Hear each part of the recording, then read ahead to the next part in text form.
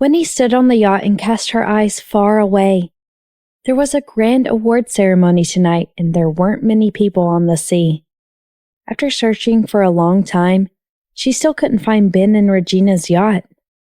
"Carlo, do we still need to drive further?" the young man driving the yacht asked. "Normally, we only go this far. If we drive too far away, we might be in danger." "Let's drive a little further," Carlo said, and felt a headache.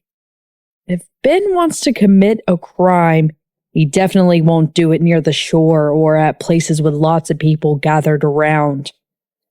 "It's a little strange," Winnie frowned. "It's not like Ben could control the destination where Regina's heading. Unless Ben arranged his man to Regina's side. I remember Ben told me that he had been preparing for it since half a year ago." Carlo was slightly taken aback. "What you said makes sense. There are few people around Regina who remain loyal to her. You want to arrange people on the inside, you just need to spend some money." The man who came to Masao with Regina yesterday was probably arranged by Ben. The more Winnie thought about it, the more she felt that her speculation was close to the truth. Those bodyguards are incapable of influencing Regina. "I had no idea," Carlo smiled bitterly. "But if he's missing and Regina had an accident, it's just a matter of time before the police will come after him. Hurry up! Go faster! It's been this long and something might have happened." After about 10 minutes, they saw a yacht floating on the sea. When they drove closer, they saw no one inside. "Carlo, this is the boat that Ben drove. I went to the boat and took a look. The boat was intact, and there was no hint of fight or struggle," the person who came with them reported.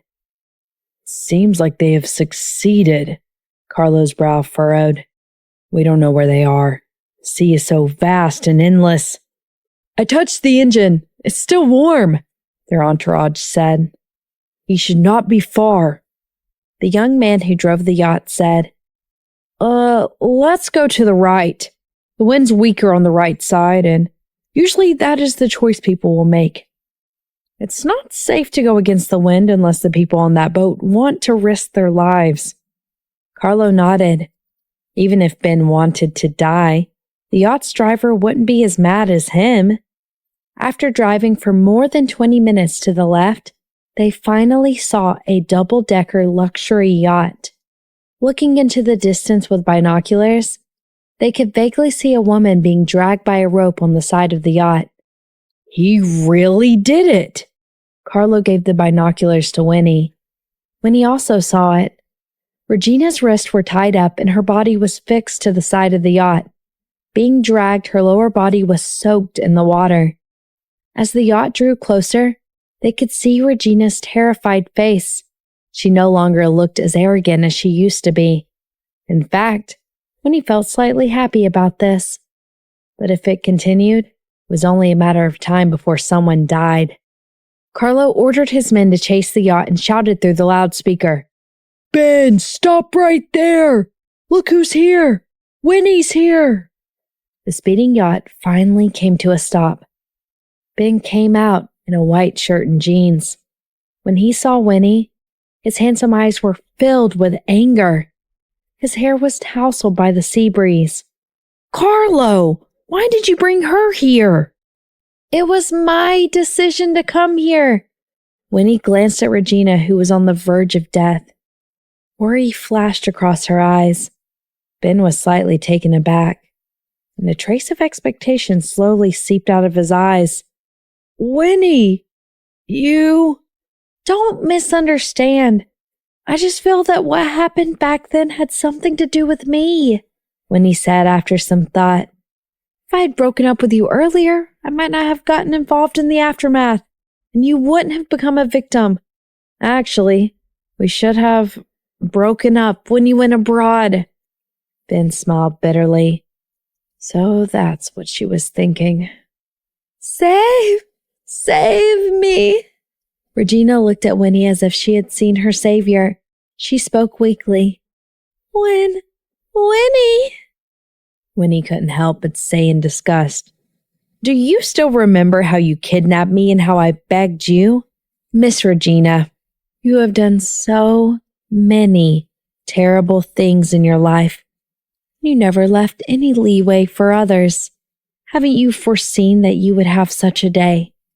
Regina lifted her head and covered half of her face with her messy hair. She panted helplessly. Yes, but you are public figures. I'm afraid you won't end up well using such methods." "Shut up. I'm the one who did this. It has nothing to do with Winnie," Ben said coldly. Regina laughed bitterly. "From the moment she set sail, it's impossible for her to be innocent." Ben clenched his fist. "Carlo, take Winnie away immediately. The police ask about this afterward. Just tell them that you didn't find me. Tell them everything that happened before. Anyway, I don't care about anything anymore after I take revenge." "What about your parents?" Winnie interrupted. "Ben, she's not dead yet. It's not too late to reconcile. You've taught her a lesson today. Don't pull yourself in danger. If we want to punish someone, we have to find evidence and let the law punish them. I've never felt disgusted by you because of that incident. On the contrary, I felt that you were quite responsible at that time. It was the only time I felt that you were responsible in all the years we've been together. But at that time, I was already in love with Jeffrey. If not, I might have forgiven you and considered starting over with you." Ben was stunned. "Winnie, you're not serious, are you?" All this time, he had been living under the shadow of that incident. But what he couldn't accept the most was that Winnie had witnessed it with her own eyes. "I am." Winnie shook her head and looked at the time. It was already 5 o'clock. "I came here today to advise you because I feel that we're classmates and we've fallen in love before. Although you've gone down the wrong path, you have a good nature. It's hard to overstate the heinous crimes Regina has committed. So it's not worth it to risk your life for a woman like her. If you insist on doing this and making mistakes again, then I can't do anything about it. I have to leave in a moment because I need to go to the awards ceremony tonight. And I'm getting married tomorrow. I've done my best." "Yes, you're getting married." The sorrow in Ben's eyes was like a withered cherry blossom. "Your life is in your own hands," Winnie said gravely. Regina hurriedly said, "Ben, let me go. I promise I won't hold a grudge against you for what happened today. Let's call it even and move on." She was an arrogant person, but the more arrogant a person was, the more scared they would be when they encountered horrifying things. She was almost killed by Ben on the yacht. However, Ben felt that killing her was too good for her, and he wanted to torture her slowly. Fortunately, Winnie came over at this time. "Call it even?" Ben pulled the rope forcefully and his eyes were filled with hatred. "The things you did to me will never be even. Regina, a person like you should be thrown into the deep sea to feed fish." "Even if you killed me, you'll end up in jail," Regina shrieked. Carlo also tried to persuade him. "Ben, this is Masao. When you came here, there were CCTV cameras. You won't be able to escape. Now you have everything you need, fame and money. Miss Winnie also said that she has never looked down on you." Winnie nodded and said earnestly, "Ben, everything is up to you." After that, she turned to Carlo and said, "It's time for me to go back. Please, take me back. I think you should leave as soon as possible. Staying here won't benefit us at all. I think you've done your best as his agent. There's no need for you to sacrifice the rest of your life for him. We all have other responsibilities. Carlo was a little helpless, but he knew that Winnie had a point. Other than friendship for the benefit of the future, it was better for Carlo to persuade Ben. Ben, let's go. Regina wouldn't dare to make a big deal out of this unless she wants others to know that she has kidnapped someone before. If she does that, she will never be able to go back. Carlo coldly glanced at Regina. Regina nodded vigorously. Yes, I won't tell other people. I definitely won't say it. Ben's eyes flashed with hesitation. After hesitating for a while, he finally nodded fiercely when his eyes met Winnie's gentle gaze. Carlo and Winnie both heaved a sigh of relief and hurriedly got someone to pull Regina onto the yacht.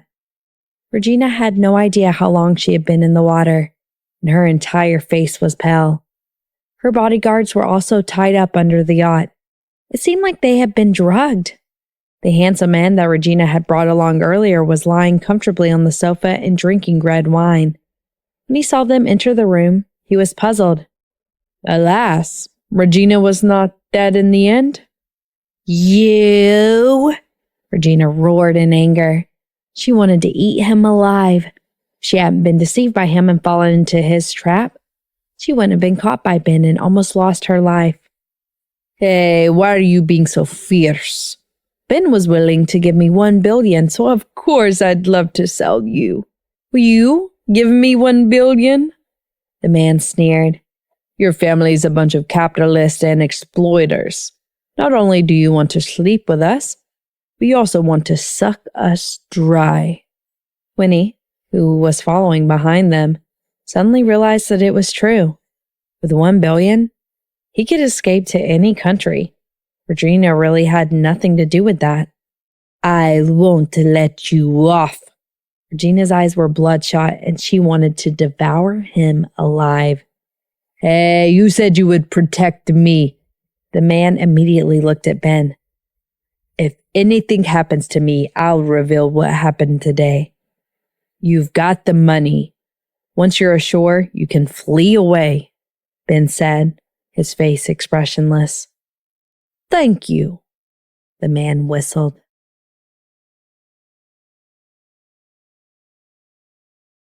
Winnie heaved a sigh of relief as this matter came to an end. It was best if she could persuade him. Then the trip was not in vain. In the future, she and Ben would be square. She was done with him. On the way back from the yacht, she took out her phone, which had been set to silent mode. She saw that Jeffrey and Bob had called several times. She wanted to call them back, but then she realized there was no signal. Her heart skipped a beat. She had said if she didn't contact Jeffrey in 2 hours, he would call the police. However, she didn't expect the yacht to sail so far away. It hadn't been 2 hours yet. She should find a signal if the yacht was slightly closer to the shore. However, after less than 10 minutes, the yacht was tossed higher and higher by the waves. She grabbed the table with all of her strength to be seated. Regina wasn't that lucky. Because she was tied up, coupled with the fact that she didn't have any strength after being tortured, she was directly thrown to the ground. She cried out in pain and scolded weakly. Do you know how to drive a boat? It's none of my business. The waves are quite big and the place is too far away from the shore. Usually we wouldn't drive the yacht so far away. If it weren't for you guys willing to pay more, I wouldn't have sailed at all. The yacht's driver turned around and said anxiously, Hurry up and close the windows. Seeing the water splashing onto the windows, Carlo couldn't help but say, Didn't you say that there were no waves on the route that we came from? Well, I don't know. The weather is weird now and it changes without warning. The yacht driver was also annoyed. It's due to great ecological damage. How can the current weather be compared to the past? All right, don't distract him. Ben subconsciously sat in front of Winnie and held her tightly. Regina groaned for a long time while no one was willing to help her stand up. After another 5 minutes, everyone on the yacht was lifted up. All the people on the yacht in their life jackets looked serious. The yacht that Winnie and Carlo rode before was in no better condition. Ben gripped the table tightly and his body was trembling. He regretted kidnapping Regina. If anything happened to them, it would be terrible.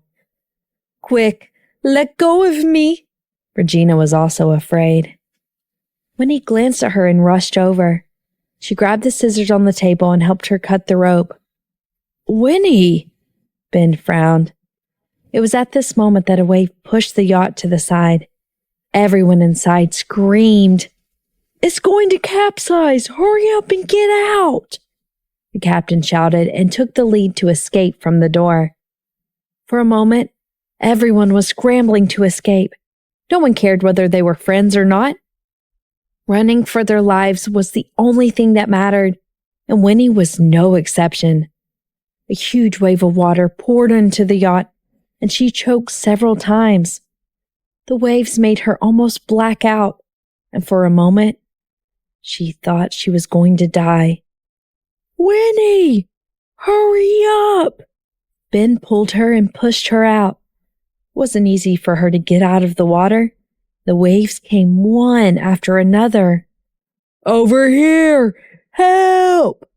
Carlo waved at the yacht behind him. The yacht behind them wanted to sail over, but it was quickly pushed further away by the waves. In the end, they were getting further and further away. "Fuck!" Carlo was so angry that he slapped the water hard. "Ben, what the hell is wrong with you? Why did you come to sea to kidnap someone and run?" Before he could finish his sentence, he was completely drenched by a wave. Regina's so-called lover was also cursing. "If I had known I was going to die, I would have given up on the billion. Help! Help!" Regina slapped the water with all her strength. She wasn't wearing a life jacket. Everyone looked at each other. No one wanted to go and save her. After all, they were in the middle of the sea and they couldn't even protect themselves. Saving someone would only implicate themselves. Finally, when Regina was about to sink, a figure quickly swam over and pulled her out of the water. Winnie was astonished. It never occurred to her that Ben would save Regina. To be honest, she had given up on the idea of helping her.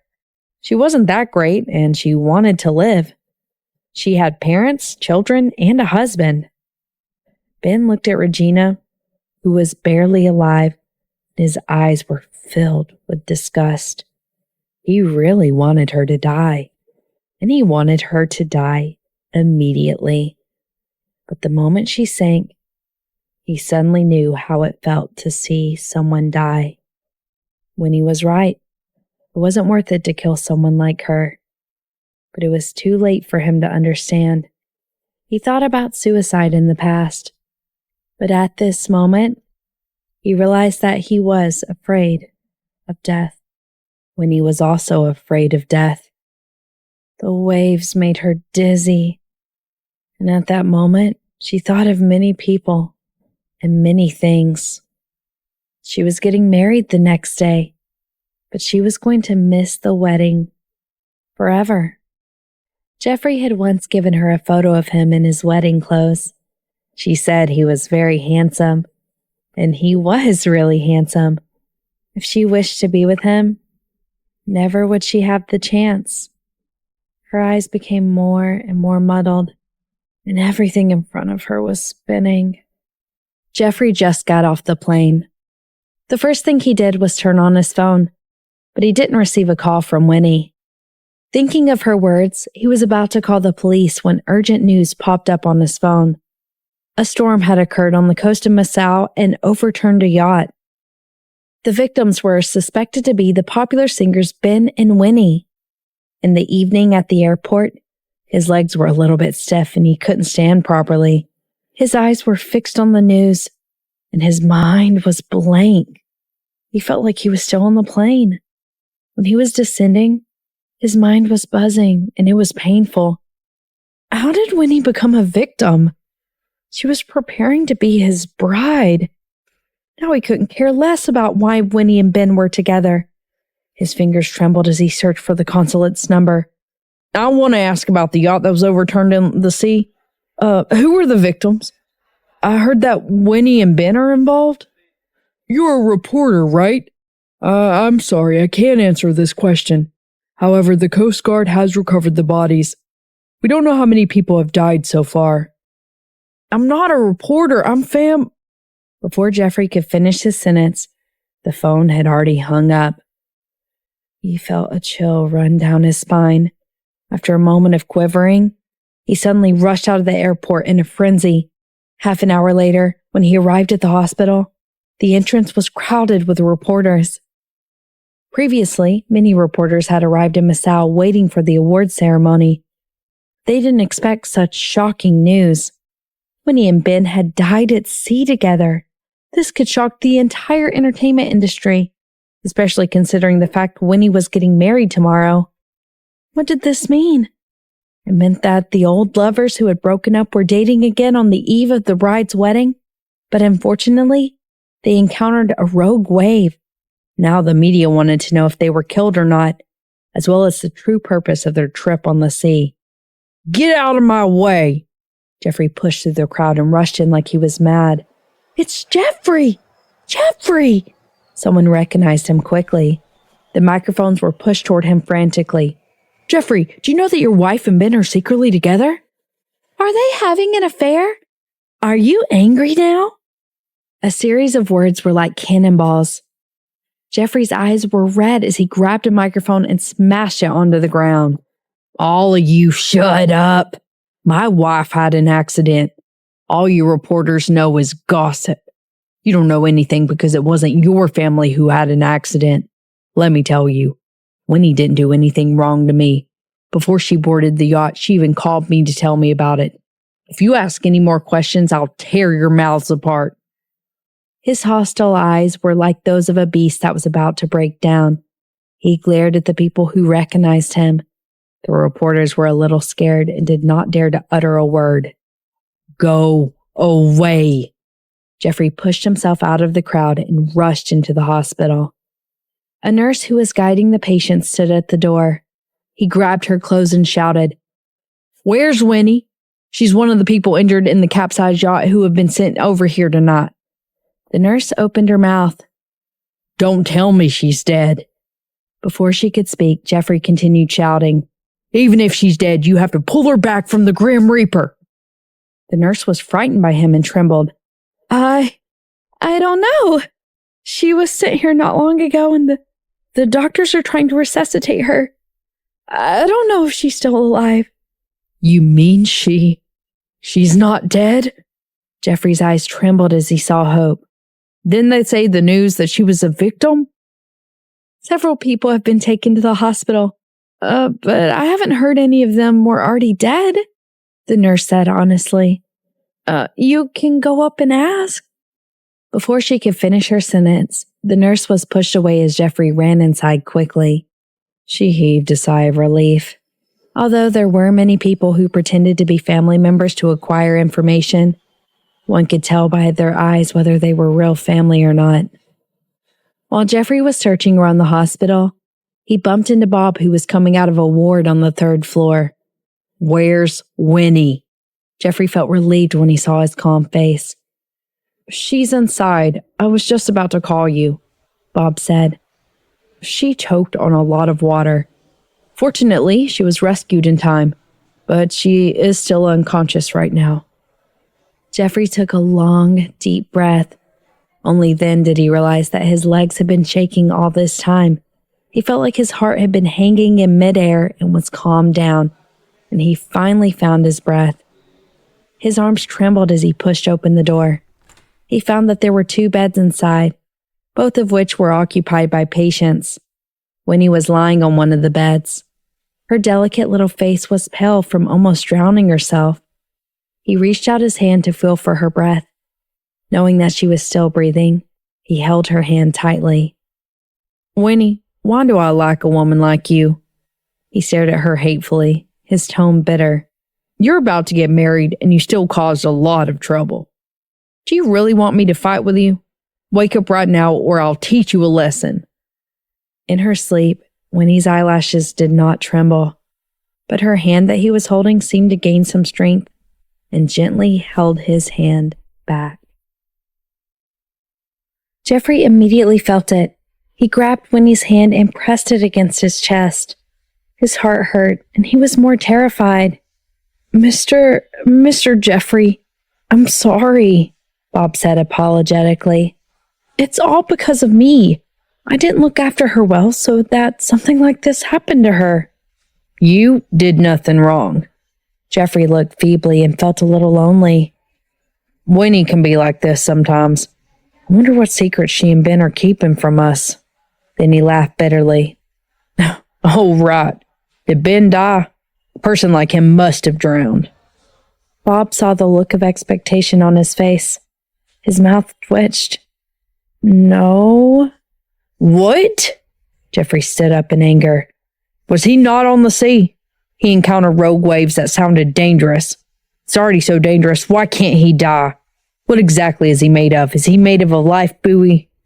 Bob felt embarrassed and said softly, Mr. Jeffrey, please lower your voice. It's not good if people hear you. There are other people here. You just cursed him. Jeffrey sneered. I am cursing. His tone paused when he noticed that a woman was lying on the side. Judging from her skin, it seemed that she had also been in the sea. Who is she? Why is she in the same ward as Winnie? How couldn't my girl stay in an individual VIP room? Arrange a private room for me immediately. There are not enough rooms right now, Bob said helplessly. There are more than 10 people who have been sent here from the accident. This floor is fully occupied, so for the time being, we have to share the room with this woman. We don't know her identity yet, but she must have been on the yacht at that time. Jeffrey scrutinized Regina's face carefully. She had such exquisite facial features that no imperfections could be found on her face. However, when all her features were combined together, her face didn't look as natural and fair as Winnie's. Besides, after drowning, her entire face appeared very stiff. Is this a completely plastic surgery face? When did Winnie know a person of this kind? I've never seen her before, Bob sighed. But her wristwatch seems to be quite expensive. It's worth several million. She should be from a wealthy family. The more Jeffrey thought about the accident, the more he felt strange about it. If there was really something between Ben and Winnie, only the two of them should have been there. Why was a woman there? She didn't look like an assistant or a servant. Who else was there? I'm not too sure about that. Bob's phone rang after he finished speaking. Whenever he saw the phone, he would have a headache. He took it out to the balcony. Tara, please don't ask me. I really don't know what she's going to do. I can't do anything about the comments online. We should wait until she wakes up.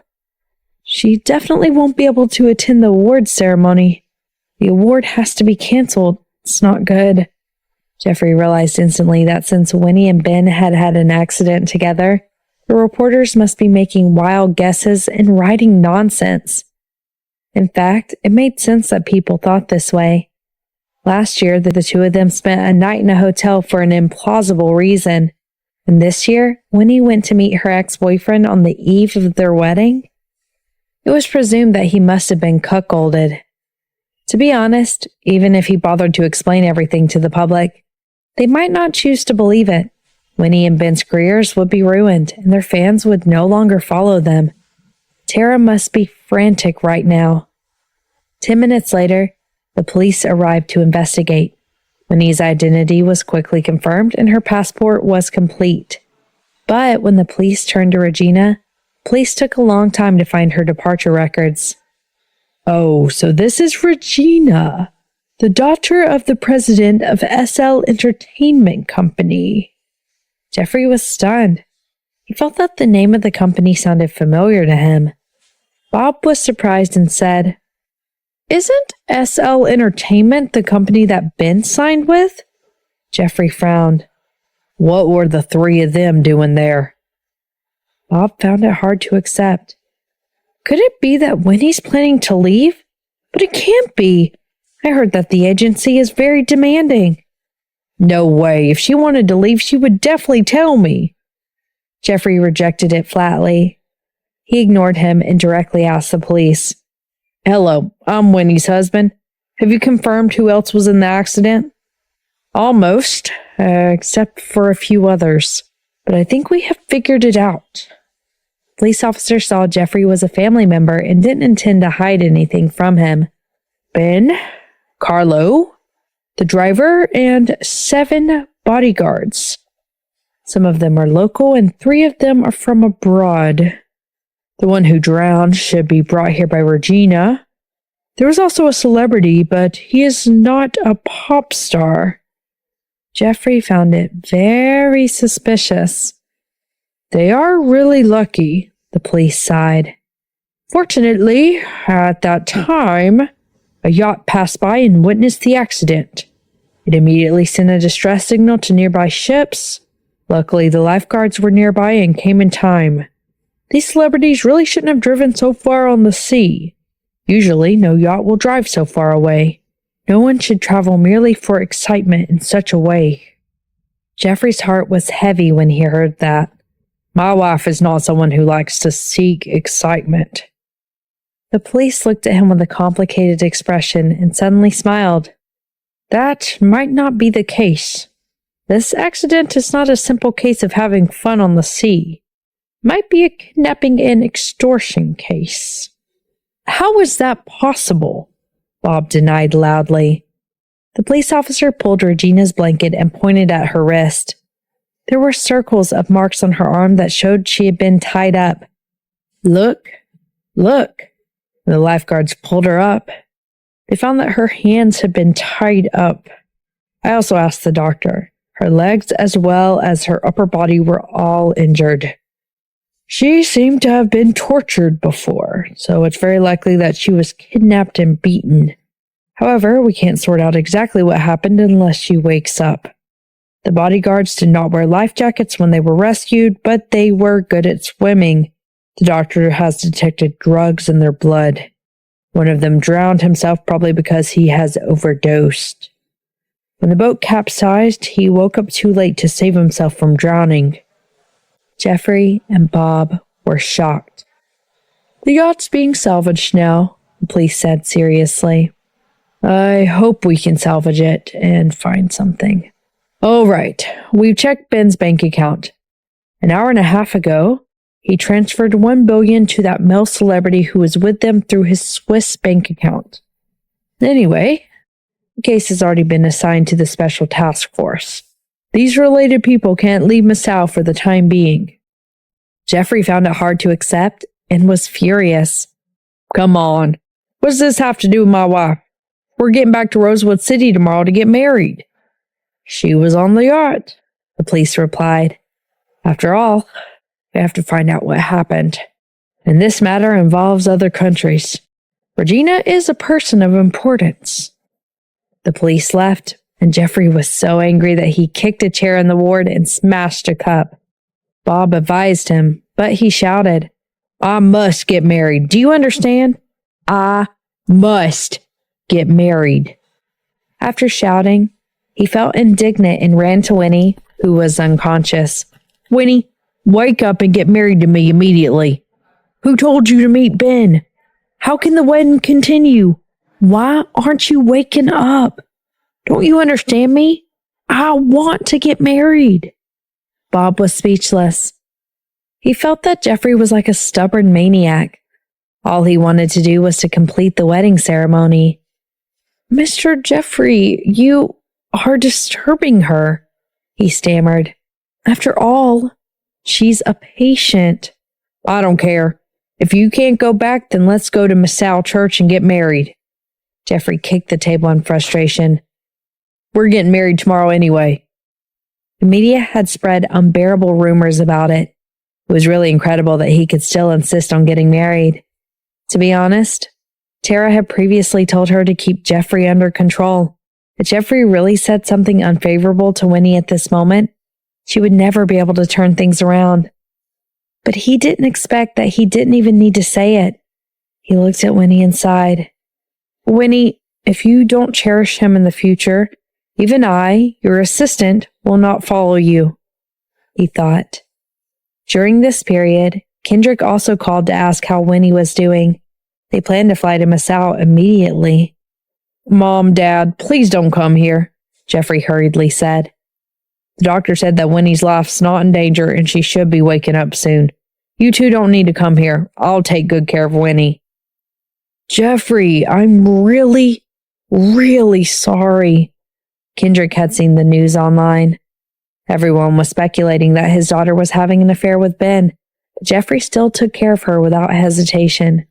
When he first met Jeffrey, he didn't like him, but now he felt deeply ashamed. It's my fault for failing to educate my daughter well. Winnie is not worthy of you. No matter what the reasons were, his daughter shouldn't have gone to see her ex-boyfriend the day before their wedding. Dad, don't say that. I feel that the truth isn't very clear right now. I shouldn't speculate about Winnie like the people outside, Jeffrey answered bitterly. If it was in the past, he would also think that way. But so many things were placed in front of him. There were suspicious points, and he should try to believe his wife, who was going to be with him for the rest of his life. Jeffrey, Kendrick was so touched that he didn't know what to say. I really didn't know you very well in the past. Please don't say that. You can wait at home peacefully. Jeffrey comforted them for a while before hanging up the phone. It was not until 8:30 p.m. that Winnie moved slightly. Jeffrey quickly went over. Her black eyelashes slowly shook up, and her eyes were lost and wandering. Finally, she focused on Jeffrey's face. Jeffrey. Winnie, you're awake. Jeffrey held her hand, surprised and escalated. How are you feeling? I'm not dead. I'm still alive? Winnie felt the temperature of his palm and held it back with force, but her voice was very dry, as if it did not belong to her. Yes, you're not dead. Jeffrey quickly held her up and let her lean against his chest. Winnie was still very uncomfortable. She closed her eyes and leaned against his chest for a while before she recalled everything that had happened at the sea. At that time, she really thought that she was going to die. She choked on a lot of water and was dizzy from the waves. If it were not for her life jacket, she would have drowned. Jeffrey, it's good to see you again. Jeffrey sighed and lowered his head to kiss the tears at the corner of her eyes.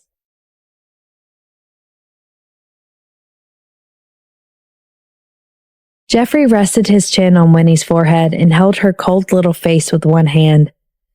Winnie, I really don't know what to say to you. I even want to beat you up. How old are you? Why do you always make people worry so much? Tell me, there's an award ceremony tonight and we're getting married tomorrow. Why do you want to go to sea and go so far away? Jeffrey's face was tense and he sounded annoyed. Have you thought about Jenny and me? Do you love us or not? I'm sorry, and he felt even more ashamed after hearing his words. I didn't expect that there would be rogue waves. It's not what I wanted to hear. You shouldn't see Ben. Jeffrey let go of her and stood up. He didn't suspect that she had betrayed him, but he was still angry. Ben, I really don't understand why he keeps meddling between the two of us. No matter how happy we are, he won't leave us alone. The last time we dated, you spent the night in a hotel with him. This time you went to see him again the day before the wedding? Winnie, it's 8 o'clock now. It should be the time for the awards ceremony. Do you know that you were supposed to be the female lead tonight, but now there's a scandal? It's a scandal. You are the one who announced to the world that we are dating, and then you got into trouble with another man. Now, besides me, no one believes you. Your award's been canceled. I don't know how you're feeling right now, and I don't understand you either. Really, I don't understand at all. As he spoke, he paced back and forth in the ward. Winnie's mind went blank when she saw him like this. She didn't really care about the awards. but what she cared about was his emotions. She knew that she had hurt him in the end. Was she wrong? She shouldn't have left. She should have let Ben destroy himself. It didn't matter to her whether he broke the law or not. So what if he felt guilty? Who in this world wouldn't feel guilty? Jeffrey saw that she was silent, and he stopped. He looked at her wearily, and his throat was hoarse. Winnie, there's no need to tell you how terrible the situation is. You're a public figure. You don't have to give me any explanation, but you have to give the media an explanation. If you don't explain clearly, your career will be over. Every word he spoke was like thunder to her. When he covered her head was flooded by water, and she felt a lot of pain. Also, Jeffrey continued with a wry smile, you're now on the police's kidnapping list. You can't leave Masao right now. The wedding that I prepared is over. Winnie's face instantly turned pale. Jeffrey pointed at the woman on the hospital bed. When you were rescued, this woman was discovered with marks of abuse. She's the daughter of SL Entertainment's president. You should know that a special task force is assigned to investigate this. Winnie, you're really incredible. What did you do behind my back? Winnie glanced sideways at Regina and was stunned. She's not dead yet? What did you do to her? Jeffrey enunciated each word clearly. Winnie, at this point, you can only leave Masao with me tomorrow if you tell me what happened. Don't even think about hiding it. The police are smart. Winnie held her head in pain. After a while, she mumbled, I didn't do anything to her. Ben kidnapped her. There's something personal between them. I only know that he kidnapped her, and I went over to tell him not to kill her. Jeffrey was not too surprised by this answer. The daughter of the president of Ben's ex-agency company. In addition, there was a rumor that he had slept with her before he was able to rise to the top. This woman must be Regina. The two of them have a personal grudge. What's got to do with you? Why are you going to join the commotion? But from a personal point of view, he was really dissatisfied with this answer and was hurt again. When he struggled to raise her head and saw the feeling of hurt rippling in his eyes, her heart ached. Because Ben helped me before. Jeffrey lowered his eyes to hide the sadness in them. Ben helped you, but didn't I help you? He laughed self-deprecatingly.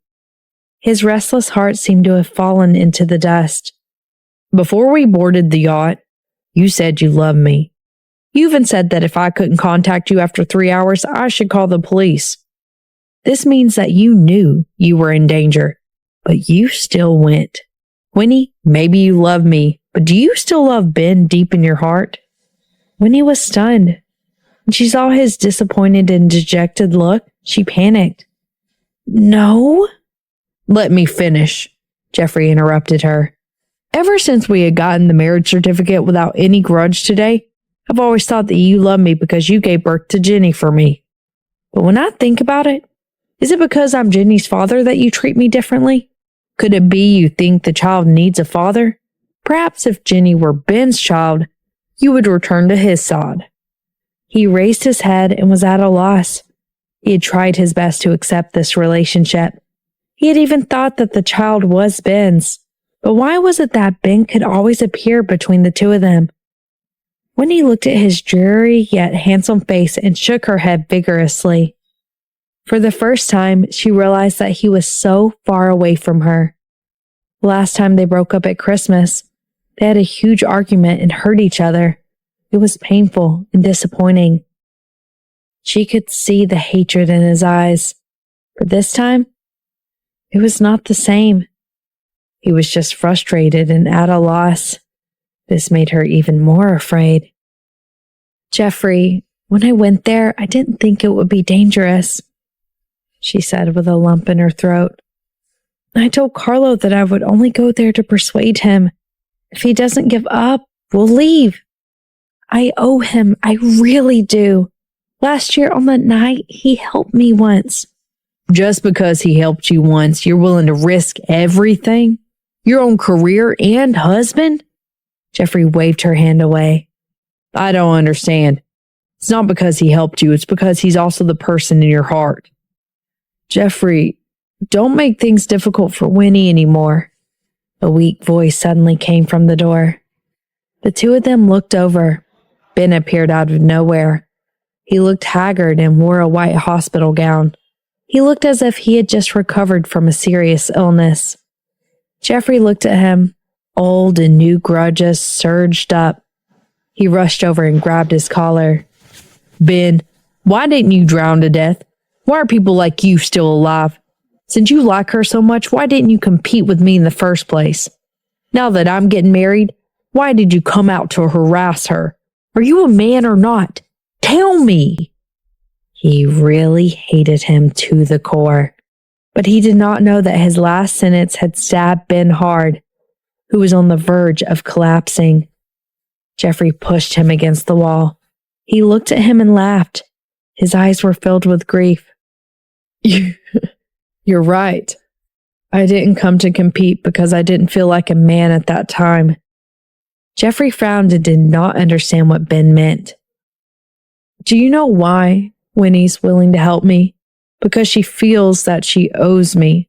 Last year on the night of our photo shoot at the hotel, I was raped by a man. Do you know that? Ben poked his chest with all his might. His eyes turned red and his handsome face was twitching.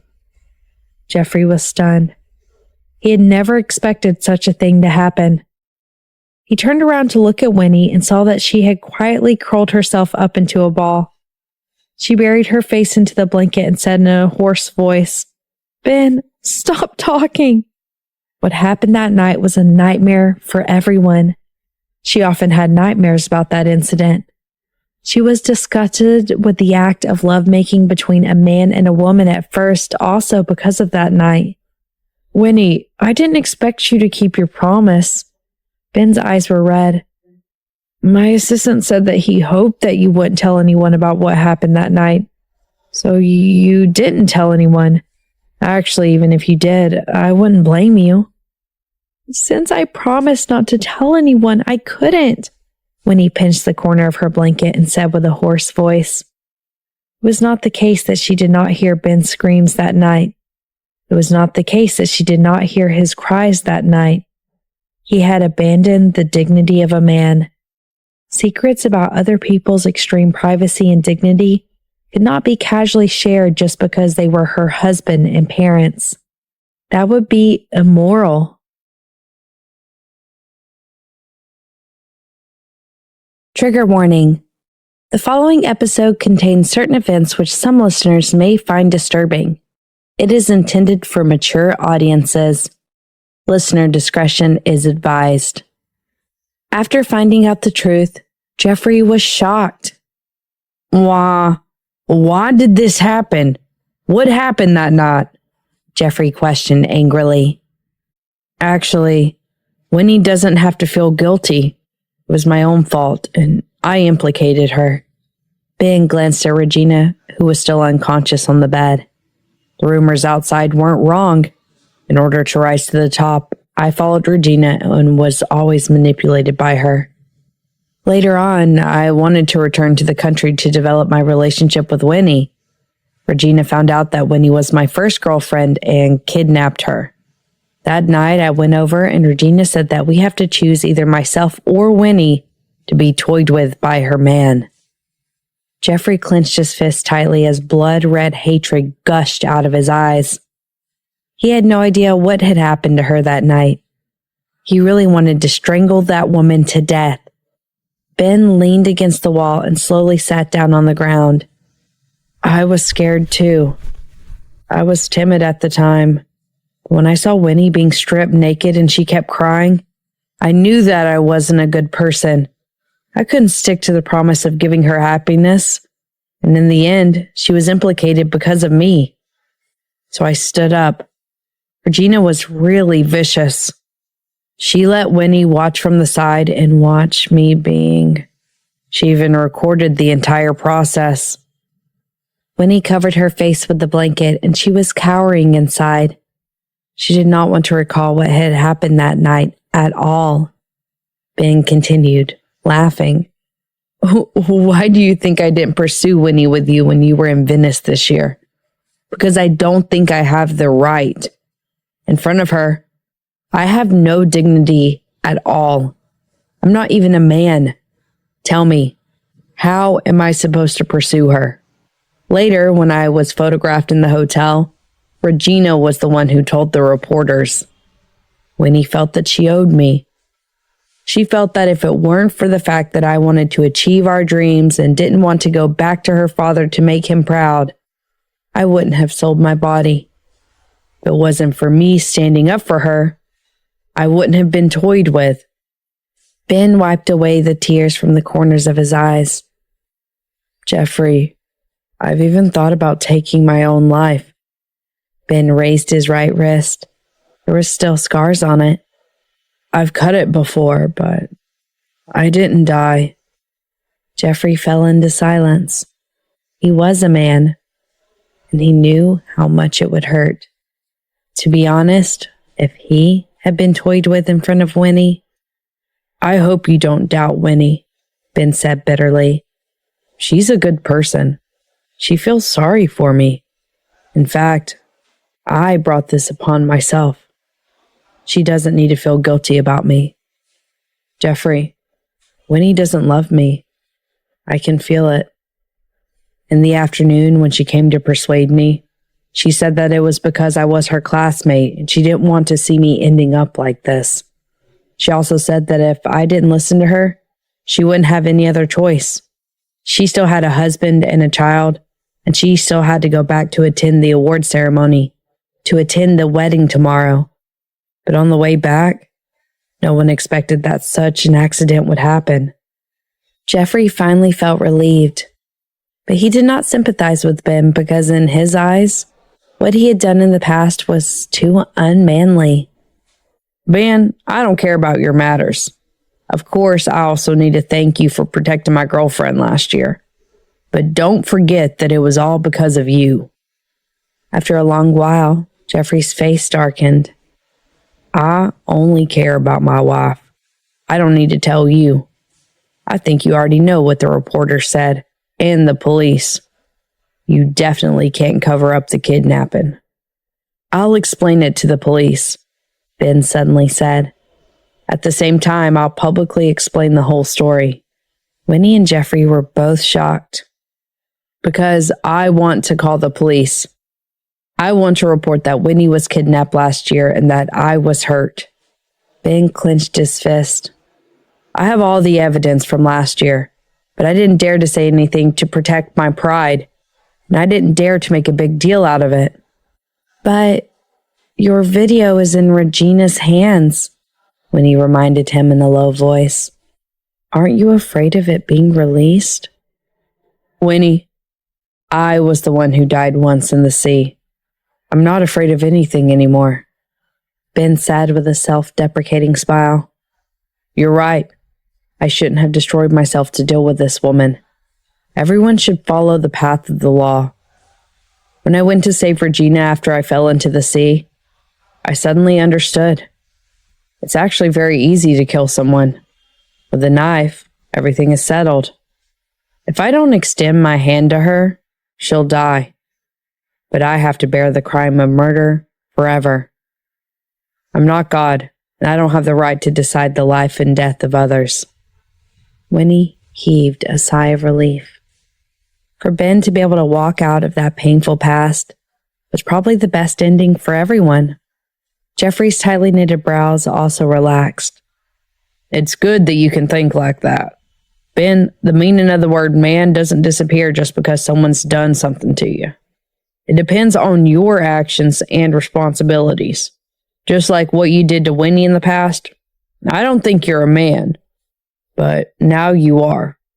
This woman has also hurt Winnie. I'll try my best to gather other evidence for you so that she can spend the rest of her life in prison. Ben was taken aback. After a while, he lowered his head and extended his hand. Thank you. Jeffrey shook his hand indifferently. I've already said that I'm doing this for my wife. I only have one request. Ben, please stay away from Winnie in the future. I really don't care about your existence. It's impossible for us to become friends. I don't like you because you're Winnie's first love. I'm very narrow-minded. Do you understand? Ben pursed his thin lips. It won't happen again. I haven't thought about how things would turn out with Winnie for a long time. In the future, I'll stay far away from you. But please give her happiness. If you can't give it to her, then I might come back. Jeffrey tightened his grip on Ben's hand. He raised his eyebrows and glared at Ben. My woman will never be yours. Ben felt a burning pain in his hand. However, Ben suddenly broke into a smile. It was a smile of relief. Jeffrey frowned and released Ben. Hurry up and tell the police. It's best if you explain it to them tonight. I have to return to Rosewood City tomorrow morning to marry Winnie. Ben glanced at Winnie and suddenly smiled at her. This time, he felt relieved, because he knew that Jeffrey was a good man worthy of her lifelong commitment. If you like someone, you don't need to be with her, as long as she was happy. What are you laughing at? Get lost. Jeffrey blocked in front of him to prevent Winnie from seeing his flirtatious smile. Since he was so rude, Ben raised his eyebrows. Jeffrey, it's useless for you to be jealous. After all, I'll always be Winnie's first love. After all, you are a few years younger. You'll just hate the fact that I was born earlier. After he finished speaking, he quickly slipped away before Jeffrey could go berserk and beat him up. Winnie could hear his laughter coming from the corridor outside. She had completely let go of what happened that night and would not have nightmares anymore. What are you laughing at? Jeffrey turned around and glared at her in annoyance. Do you still know that we were arguing just now? Winnie blinked her eyes and removed the blanket to get off the bed. However, her body had been soaked in seawater for too long and was completely dehydrated. As soon as she stepped on the ground, her body fell forward. Jeffrey subconsciously rushed over to support her. Winnie immediately put her hand around his neck and buried her head in his neck with a smile, acting coquettishly. I was really scared just now. I was afraid that you would suddenly abandon me. But I heard you talking about the wedding just now, so I'm not afraid anymore. She leaned against him softly, and her voice was like a kitten's. Jeffrey's heart was half melted, but he still gritted his teeth and patted her butt. Winnie, what do you think I should do with you? Why didn't you tell me about the kidnapping? This kind of woman's gotten away with it for so long. She deserves to die. I wanted to tell you. You called me that night, and I really wanted to tell you. Winnie hugged him with both hands and did not let go. But if I told you, you would investigate. Ben's video could also be found. I thought that I didn't actually suffer any physical harm. It was mainly because I saw those things with my own eyes that left a shadow in my heart. Later on, when you touched me, I wanted to vomit. It's not that I didn't like you, but I hadn't moved on from that night. Jeffrey suddenly understood.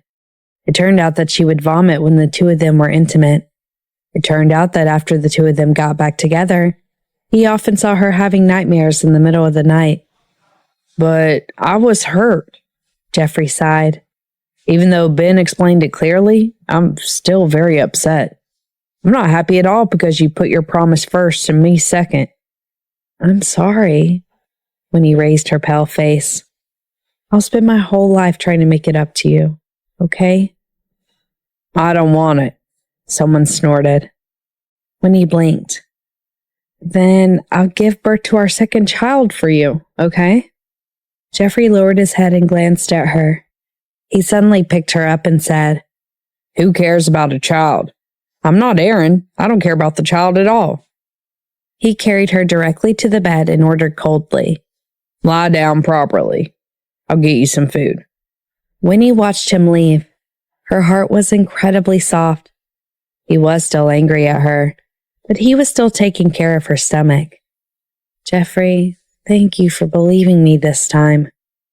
At 10 p.m., Ben posted a statement explaining the whole story clearly. The people who were speculating that he and Winnie were having an affair were instantly shocked. The entire entertainment industry was in an uproar. No one had expected such a terrible thing to happen to Ben. If it was any other kind of statement, the netizens might have suspected the truth.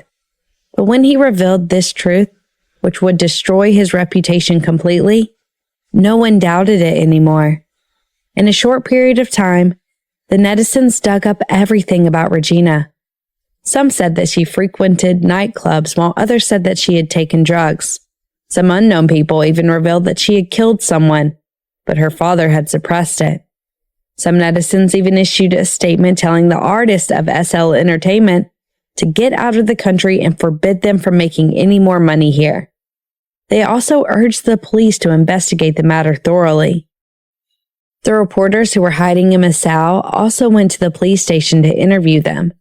The representative speaking of the police station also personally came forward to explain that Ben had already given a statement to the police.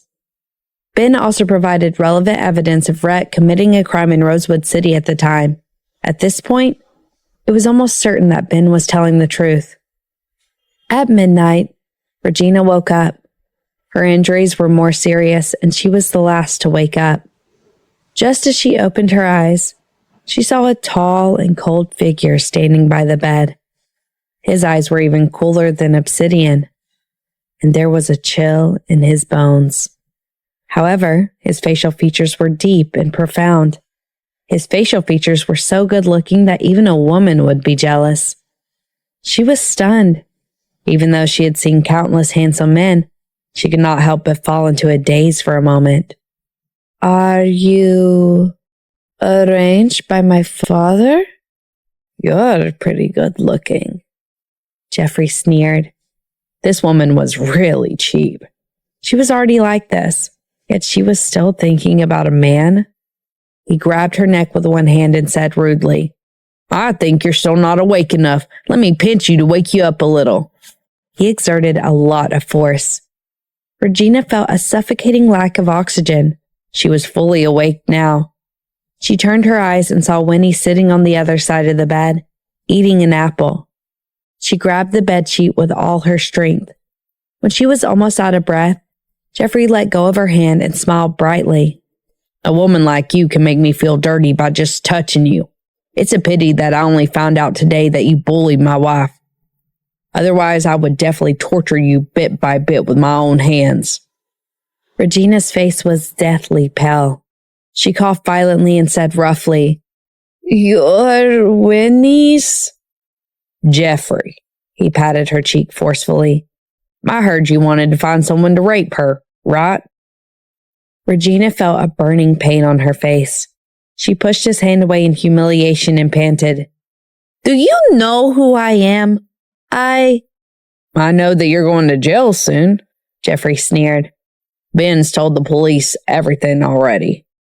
You were too arrogant in the city back then, and all the evidence is still there. Let me tell you, this isn't your country. You can't do whatever you want here." Regina panicked. "Has Ben lost his mind? Winnie, don't forget that I recorded the video." "Where's the video now?" Winnie stopped chewing on her apple and asked in a low voice. "If anything happens to me, the video will definitely spread." Regina sneered. "Don't forget how Ben protected you. Do you have the heart to do that? I advise you to change your statement immediately." "We won't change our statement. And what you said?" Winnie took out her phone from under the blanket. The recording function was turned on. "It's irrefutable evidence." "You guys are crazy!" Regina screamed loudly. Her face features were contorted. "We're not crazy." Jeffrey really detested her face. He did not know how Ben managed to make out with her back then. "Do you think you can control everything? Ben doesn't care about the video anymore. If you want to make it public, go ahead. However, if you spread that kind of thing, The charge against you will be even worse. Also, don't threaten my wife in front of her husband. It's useless. Even if you hang a knife on Ben's neck, it's useless. He took out his phone and dialed the police number. Regina's awake. Please take this woman away. I'm afraid that a pervert like her will be assassinated in the middle of the night. In less than 5 minutes, Officer Lowe, who was in charge of the case, came over. He asked someone to take the hysterical Regina away, and Winnie handed the recording to him. Thank you. This woman's going to jail for sure, Officer Lowe said with a smile. Winnie, the case is clear. You don't have to stay in my cell. You can leave whenever you want as long as you come when you testify in court. But I advise you to rest for 2 days. I heard from the doctor that you haven't recovered yet. Thank you, Winnie nodded in relief. After Officer Lowe left, Winnie turned to Jeffrey and said, Book a plane ticket back to Rosewood City in the morning. We can still make it in time for the wedding at noon. Jeffrey stared at her gloomily for a while and said unhappily, What are you rushing for? Didn't you hear what they said? You haven't recovered yet. But didn't you say that you must get married? I heard someone yelling in my ear when I was unconscious, Winnie said faintly. Jeffrey coughed a few times in embarrassment. Who knew that she was still conscious when she was unconscious? You must have heard it wrongly. I don't care if you're willing to marry me now. I just feel embarrassed. After all, everyone in the world knows that we're going to get married tomorrow. Winnie's gaze was soft. How could she not know that he was lying? But I care. If I don't marry such a good man like you now, what would I do if you were seduced by another woman? Jeffrey crossed his arms and glared at her coldly, not saying a word. Let's go back. I think I can do it, Winnie said affirmatively. And the wedding has been meticulously prepared for so long. It will definitely look good. I'm looking forward to it. But I'm not so looking forward to it now, Jeffrey said lazily. It's okay. I'll look forward to it alone, Winnie smiled. Take a rest. You have to wake up early tomorrow. She deliberately set the alarm clock and was woken up at 5:30 a.m. the next day. She struggled to get up, but found that the man sleeping on the sofa still did not move. She did not believe that such a loud alarm could not wake him up. He was just pretending to be asleep. Since he could not get up, she had to pack her things by herself. Jeffrey then pretended to be woken up and sat up. He rubbed his eyes with his fair and slender fingers. What are you doing up so early? It's not even dawn yet. It will be 6 o'clock already when we get to the airport. Let's try to get home before 9 o'clock, Winnie said as she lowered her head and put her clothes into her bag. Jeffrey narrowed his eyes and stared at her for a while. He got up and snatched her bag away with a straight face. Please.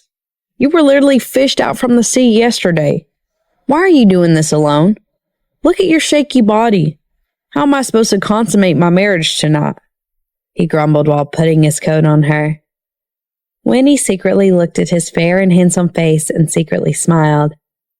Although his words sounded unpleasant, he was actually still very concerned about her actions.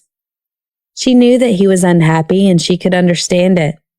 In the past, he always coaxed her, but this time, she could coax him. When she arrived at the airport, she received a phone call from Peril.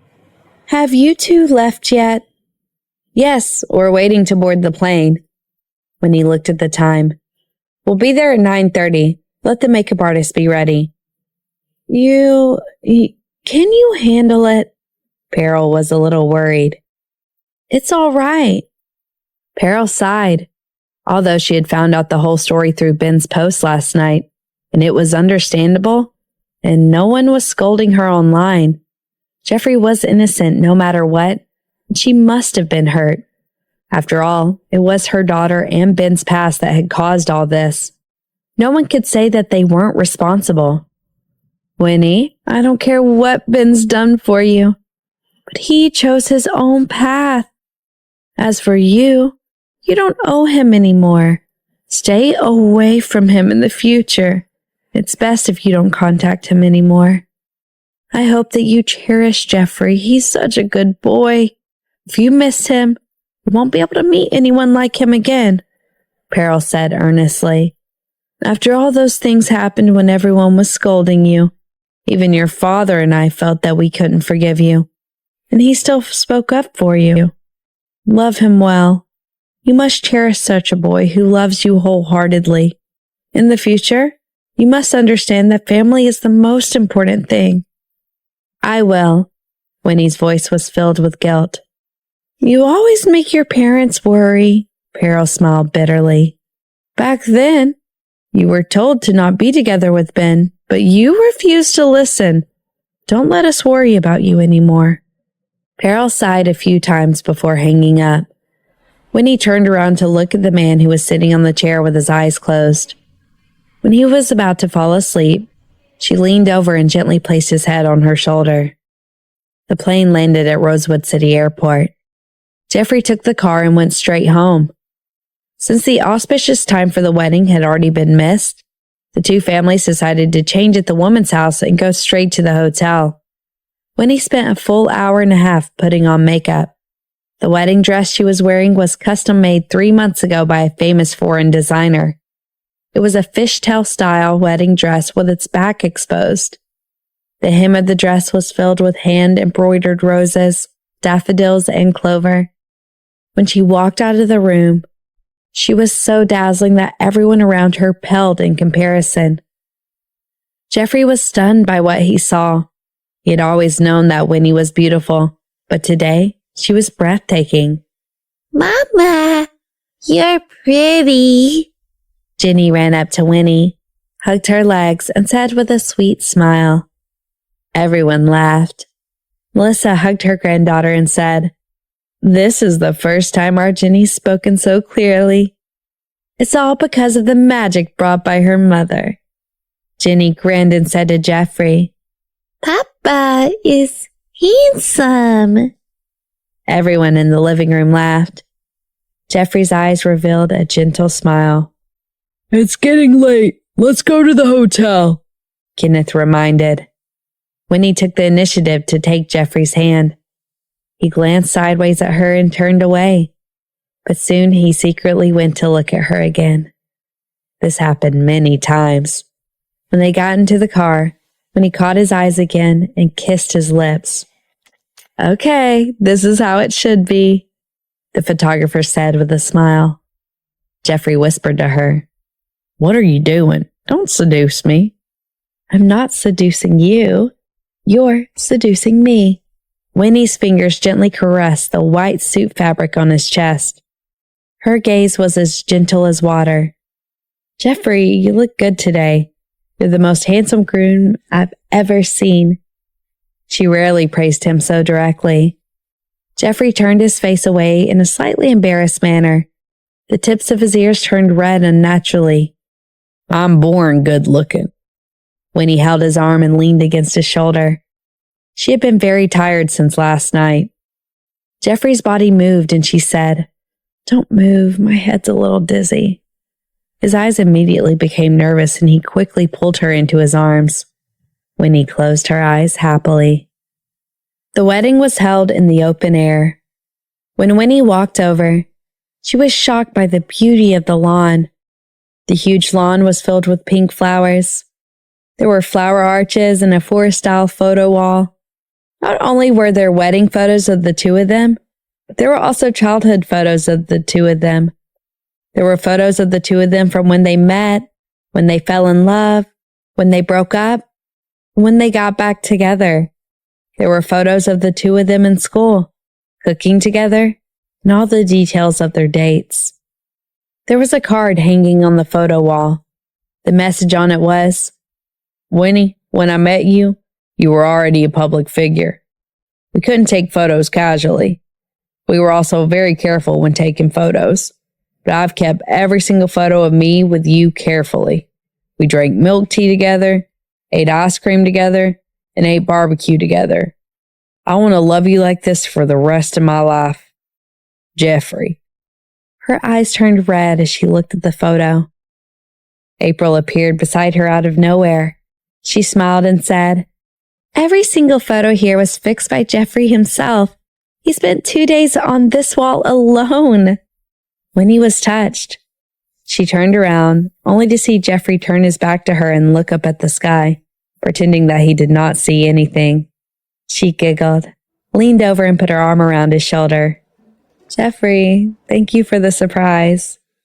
Fortunately, she was here and did not miss the wedding. But you almost missed it, Jeffrey replied sarcastically. Winnie felt sad. It was natural for him to be angry. After all, he had spent so much effort. No, even if I really died, my soul would still float over. Jeffrey's expression changed. He could not bear it anymore and pinched her cheek. Shut up. Winnie immediately shut her mouth obediently. The wedding ceremony began. The officiant said, Winnie, do you want this man to be your husband and enter into a marriage with him? Regardless of illness, health, or any other reason. Love him, take care of him, respect him, accept him, and be loyal to him until the end of his life. How would I know? Carol was embarrassed. Her son-in-law couldn't control himself. Melissa looked at the time. Originally, Jeffrey's torment had delayed the auspicious time. It was not until 1 o'clock that she had had her meal. She could not bear it anymore and threw an apple at her son. Hurry up and finish the ceremony. How much longer do you need? Don't forget that Winnie is still a patient. Jeffrey's back trembled from the impact. Only then did he let go of Winnie. The audience was filled with laughter. Winnie felt that she really did not want to see anyone else. She tried her best to burrow her head into his chest. Jeffrey curled his lips in satisfaction. He turned around and said to the guest, I'm sorry to have kept everyone waiting. It's mainly because the bride is too enthusiastic. Winnie, who was burrowing into his arms, could not believe it. What was he saying? Who was enthusiastic? It was clearly him. The guests looked at Jeffrey on the stage and suddenly burst into laughter. Joshua laughed so loudly that he covered his stomach. Little Apple chuckled and crawled into April's arms. Mama, Uncle's wearing lipstick too. Aaron clicked his tongue and shook his head. This guy was so cruel. He looked so funny. What are you laughing at? Jeffrey was confused. When Winnie raised her head to look at him in confusion, she felt hot-headed, so she quickly took a tissue to wipe his lips. Only then did Jeffrey realize what was going on. He was also slightly embarrassed. Hurry up and finish the next procedure. It's going too slow. The officiant was on the edge of breaking down. He really wanted to do it too, all right? It was you who had been dragging it out. Jeffrey carried Winnie to the room to change. At the wine table, everyone rushed to congratulate Melissa and Peril. Richard slowly walked to the bridesmaid Jennifer's side. Baby, when are you going to marry me? Even a young boy like Jeffrey's married. If you don't marry me, I'm really gonna become an old man. Jennifer glanced at him lightly. You always think that I'm ambiguous with other men. How can I marry you? I don't always think like that, Richard quickly said. Just the last time, because of Leonard, we had a conflict for several months. Didn't it make our relationship better? That time we almost broke up. Only then did I realize that I care about you more than I thought. I love you. Please marry me. Please. He kept rubbing his arms and shoulders against her like a puppy. Baby, look at me. I don't go out to drink anymore. I'm only focused on work. I'm so obedient. Jennifer was eating dessert. She felt a little nauseous after being rubbed by him. Director Woods couldn't help but remind her. Mr. Richard, if you keep doing this, you'll push Jennifer onto the grass. Richard was stunned. He realized that he had rubbed so hard that Jennifer was almost pushed out of her chair. He quickly pulled her over and straightened her up. This time, he rubbed her gently. If you're still dissatisfied with me, I'll change. I can change anything except my love for you. Jennifer could not help but laugh. These words of love were flowing from him naturally, but she said, It's not very good for you to behave like this. You had nothing at other people's weddings, but you still want to get married to me." Why didn't I have anything? Richard stood up abruptly and suddenly walked to the decorative table at the side. He directly pulled out a few bouquets of flowers from some vases. They were pink, champagne, and blue flowers. Jennifer felt a little numb, and she wanted to sneak away because it was too embarrassing to steal flowers from someone else's wedding and propose. However, before she ran away, she was grabbed by Richard. He immediately held the bouquets and knelt down. On the other hand, he was holding a large diamond ring. He said loudly, "Jennifer, please marry me.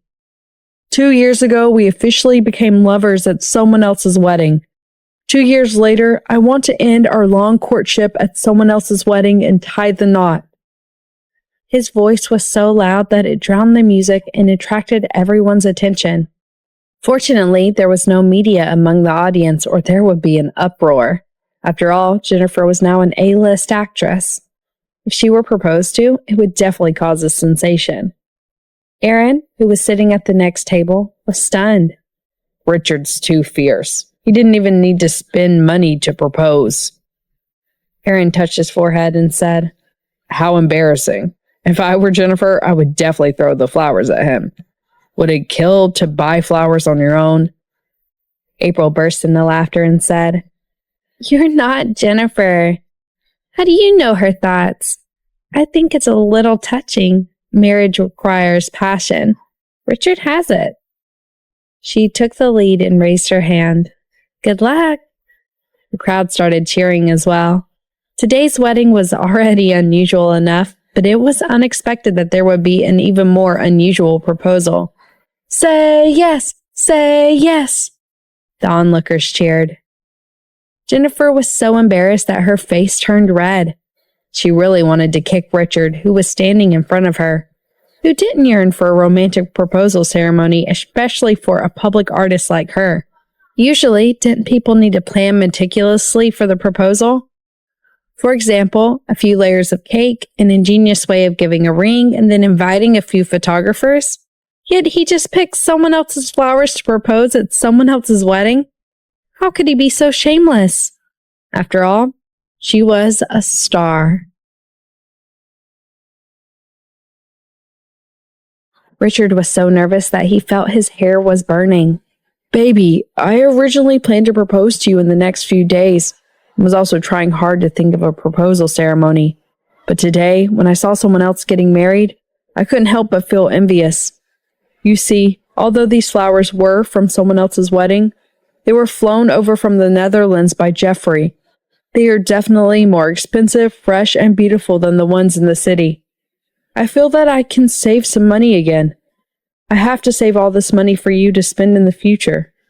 Jennifer simply didn't know whether to laugh or cry, but she also knew that he was serious. "Richard, have you really thought it through? I'm not as good as you imagine."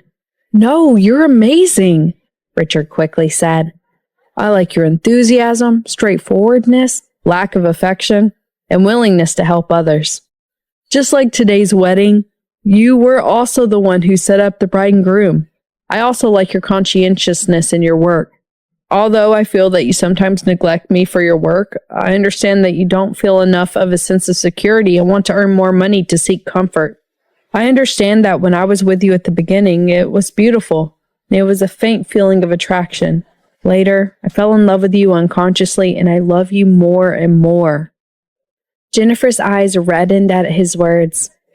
She had never tried to get a boyfriend before. No one understood her as well as he did. Caitlin smiled. "Just say yes. Richard grew up before my eyes. Although he was not hardworking in the past and was undisciplined, he has changed a lot. And we've never heard of him being a womanizer." "Yeah," Sylvia agreed. She was really envious of them since her childhood playmates were all getting married. "I grew up with him.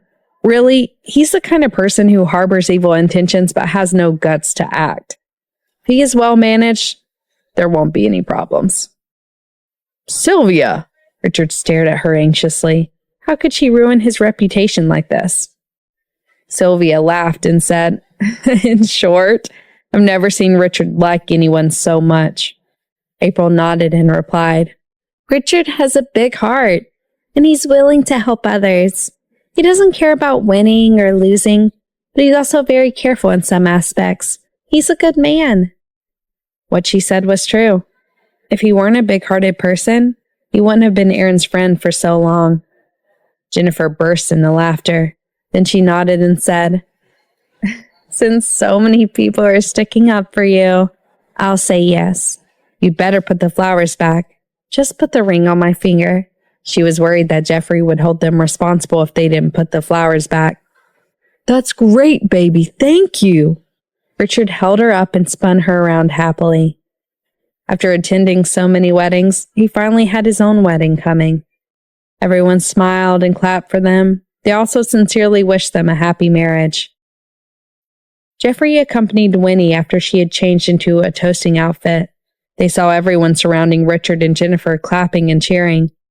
Jeffrey frowned deeply, especially when he saw the flowers in Richard's hands.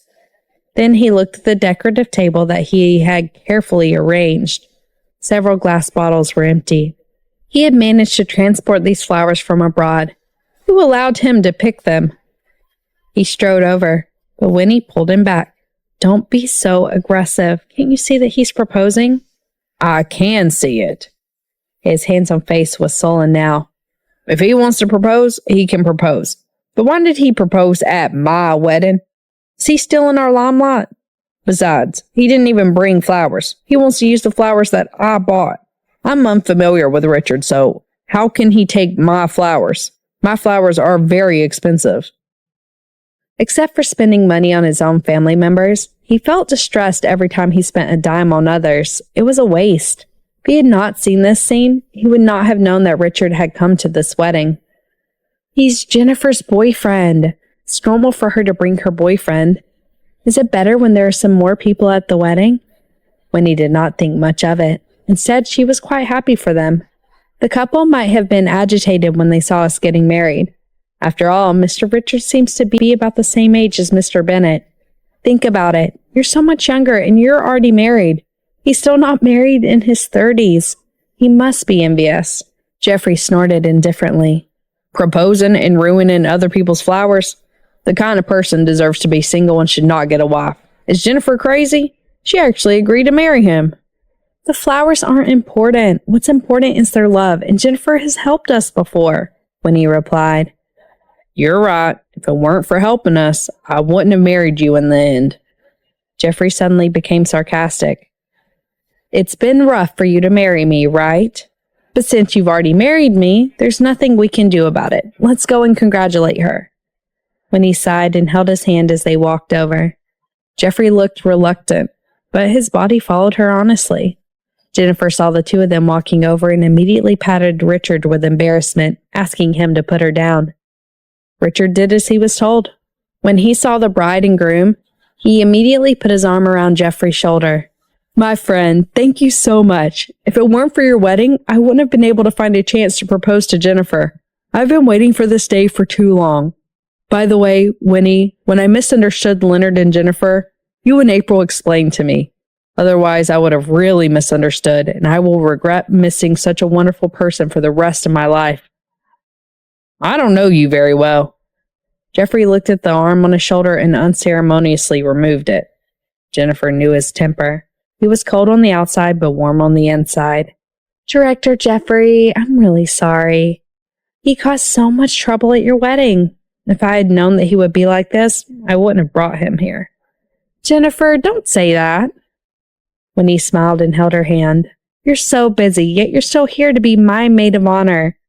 We all remember how good you are to us. Seeing that you finally have your own happiness, we're quite happy for you. I truly hope to attend your wedding as soon as possible. I don't want to wait too long.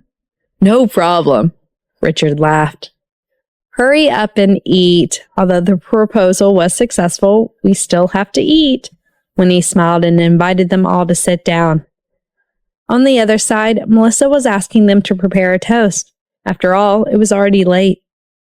Winnie and Jeffrey held their wine glasses and went to toast their elders. Winnie took the lead and said with a smile, Thank you all for attending our wedding. After clinking glasses with everyone, she was just about to raise her head and drink the wine when Jeffrey snatched away her glass and drank up both his and her wine. "Hubby," Winnie looked at his smooth jawlines, and there were ripples in her eyes. Jeffrey's hand that was holding the wine glass trembled. She rarely called him husband and always called him Jeffrey. Now that she suddenly called him hubby, his heart beat violently. If everyone was not watching, he really wanted to hug her in his arms and kiss her. However, this thought only lasted for a few seconds. He felt that the 2 glasses of wine were too strong and he got intoxicated. "Winnie, how can you drink alcohol with your condition?" Jeffrey said in a bad mood. Winnie looked at him silently with her bright black eyes. The best man, Morris, couldn't help but remind him. "Please, she didn't drink wine, okay? She drank water." Jeffrey blinked. Morris rolled his eyes. "Can't you taste it? I'm not a crazy person who knew that she had just been discharged from the hospital and let her drink wine." Jeffrey licked his lips. He had drunk too quickly to realize it. Winnie's eyes brimmed with unceasing smiles. Now she found that he was really cute. Jeffrey felt a little embarrassed and turned around, glaring at Morris. "How would I know if you didn't tell me? You're a careless person." "Yes, you're the only person who's careful." Morris was speechless. They had been friends for so many years. In the past, Jeffrey was aloof and had no desires. Ever since he found a girlfriend, he had become more and more naive and childish. "I can't stand it anymore. You're so concerned about her, but you've been acting weird since the wedding. Aren't you tired?" "None of your business," Jeffrey said coldly. He was so angry that no one else could understand. "I don't worry about you. Your wife doesn't say anything, so why should I bother?" Morris smiled at Winnie and said, "Winnie, please take this young man to the table next door to toast." "Thank you. Thanks a lot." Winnie held back her laughter and took Jeffrey to the table next door. They're going to toast April and Melissa. April smiled and said, "Winnie, call me sister." Winnie stared at her in embarrassment. April was getting more and more ill-intentioned. Little Apple followed suit and said, "Come on, she is an aunt." Winnie burst into laughter. She must have made a mistake. April didn't know whether to laugh or cry. She patted Little Apple and said, "This is your godmother." Little Apple frowned and said, "I don't understand. Didn't you marry my uncle? You said that my uncle's wife is an aunt?" April felt a headache. "It's a little complicated. Anyway, your uncle married your godmother. You should call her as you used to." "Your adult world's too messy." Little Apple cupped his hands around her head and looked troubled. People nearby laughed. The child was still young, and sometimes she didn't know how to use words, but it was funny. "All right, stop nagging. After drinking so much wine, you can leave now." Aaron filled Jeffrey's glass with wine. Jeffrey's face was turning dark, and Winnie also worried. "He has so many tables to toast later. Don't drink too much."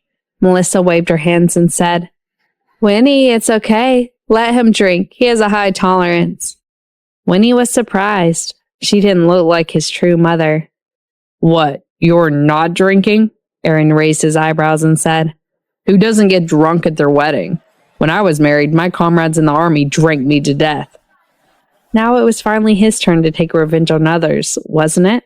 Jeffrey glanced at him coldly and drank the entire glass of sorghum wine. He rarely drank like that, and his stomach was burning. He did not want to stay at this table anymore, so he anxiously went to the next. At the table, after Jeffrey and Winnie finished their toast, Sylvia saw the 2 of them go to the next table, and a faint feeling of jealousy rose in her heart. She really did not expect Jeffrey and Winnie to get together. Both of them were much younger than her, but in the end, the 2 of them got married, while she... In the past, when Jack said that he was going to get married, she did not care at all. Now she finally knew what it was like to be envious of others getting married. She gulped down the wine in a sullen manner. David could not help but stop her. "Young lady, easy, easy." She lowered her head and did not say anything. Caitlin sighed. She was also a woman, so how could she not understand her daughter's thoughts?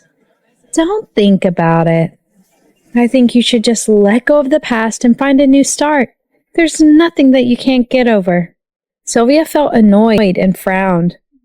Mom, why are you talking about this again? I'm telling the truth, Caitlin frowned. To be honest, another year has passed. There hasn't been any news from Jack. It's most likely... Sylvia's face darkened. All right, don't worry about her. David couldn't do anything about her now. She can do whatever she wants. If she wants to be single, she can be single. I don't care anymore. Caitlin glared at her. Although their family wasn't short of money, when they were gone, their daughter would still be lonely. Jeffrey toasted more than 30 tables. No matter how good his alcohol tolerance was, his legs were trembling. His vision was spinning, and he couldn't stand steadily even with Winnie's support. Be careful, Winnie staggered while supporting him. After all, she was completely powerless. It was Morris who helped her carry Jeffrey into the hotel room and put him on the bed.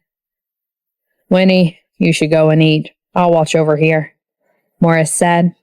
You don't look very well. Before Winnie could open her mouth, Jeffrey pulled her tightly into his chest.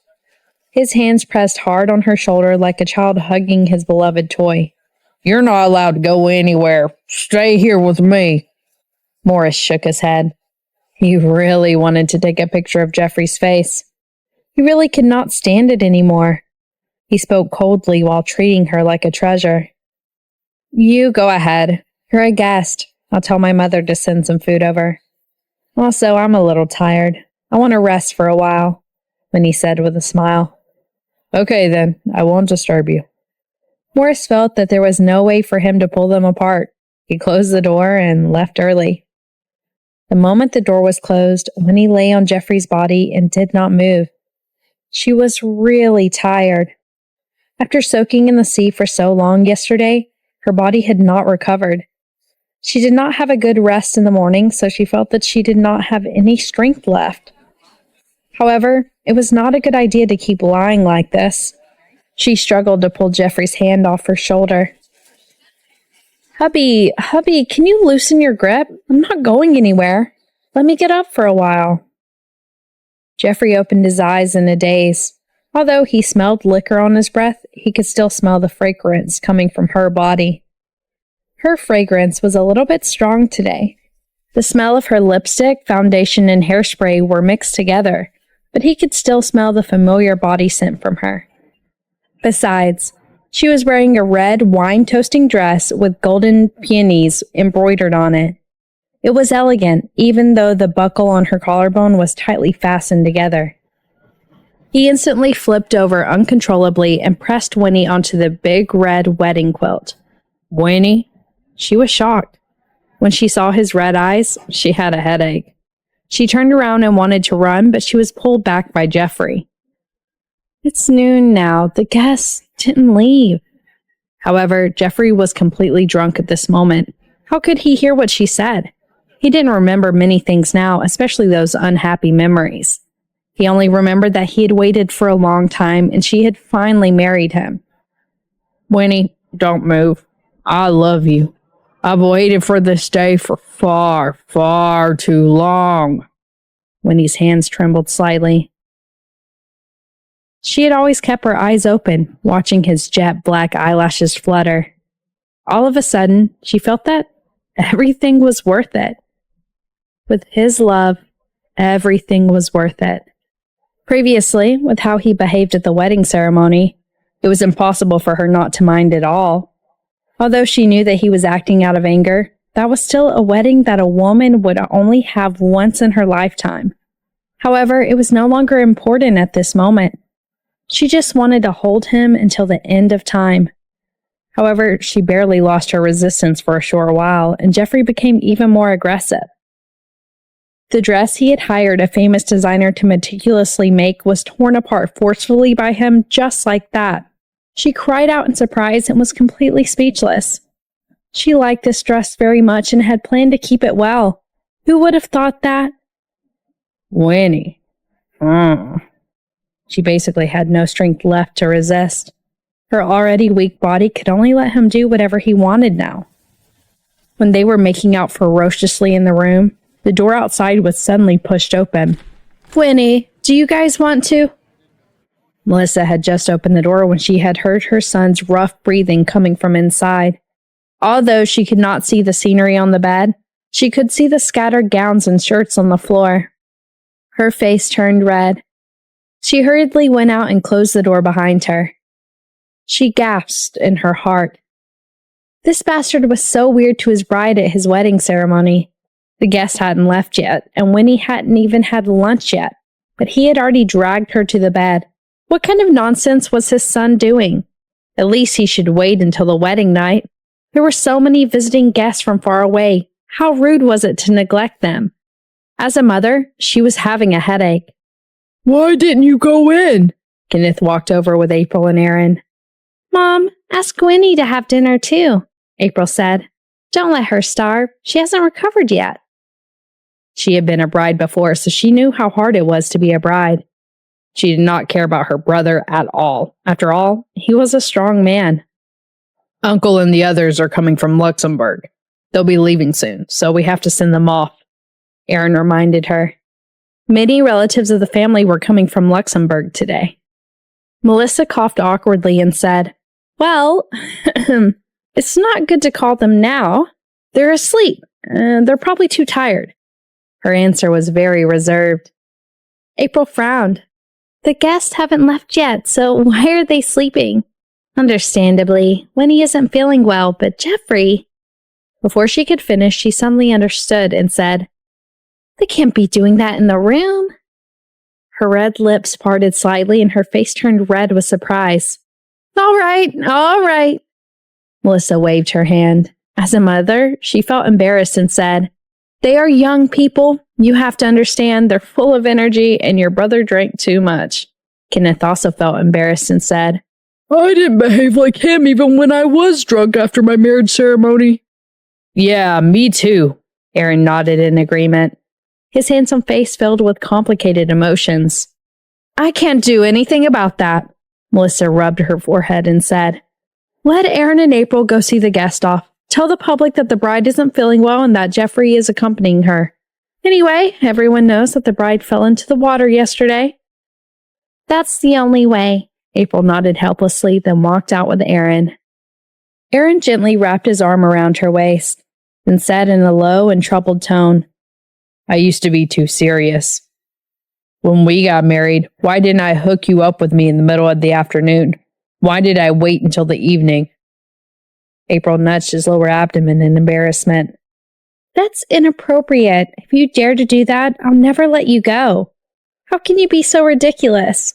I think Jeffrey's too inconsiderate. Winnie was just fished out of the sea yesterday. She can't take it.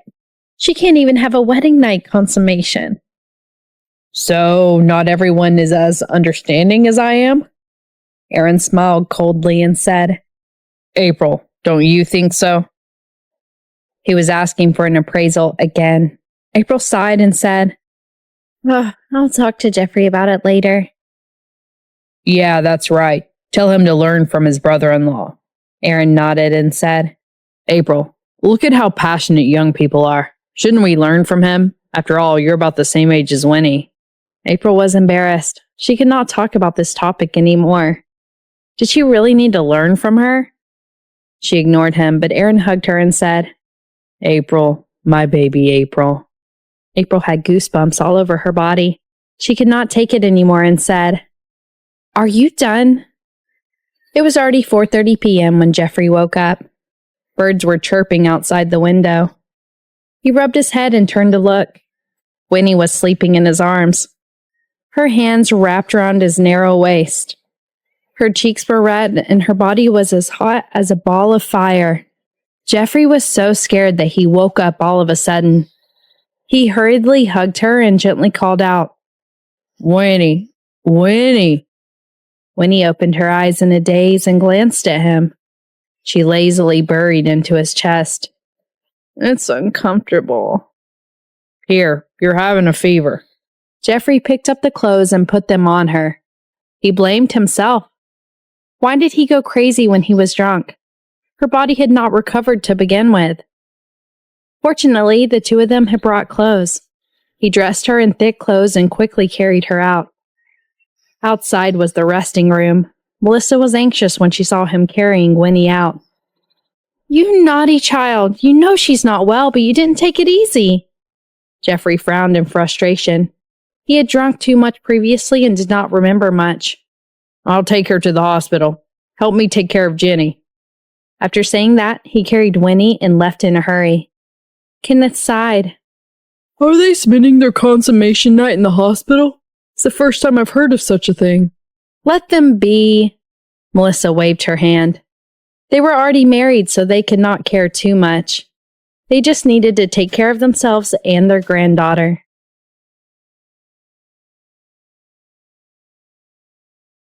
After Jeffrey drove to the hospital, the doctor took Winnie's temperature and it was already 39.8 degrees.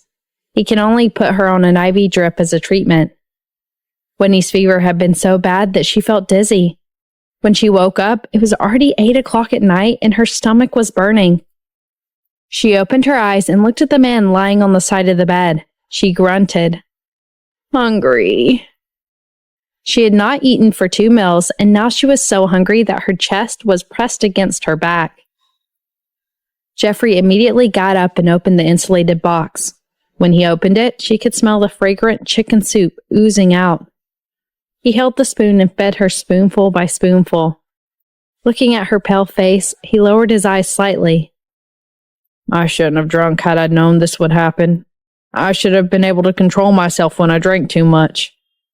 Winnie saw his thin lips pursing in annoyance. In fact, she felt even more guilty in her heart. It was supposed to be a good wedding night.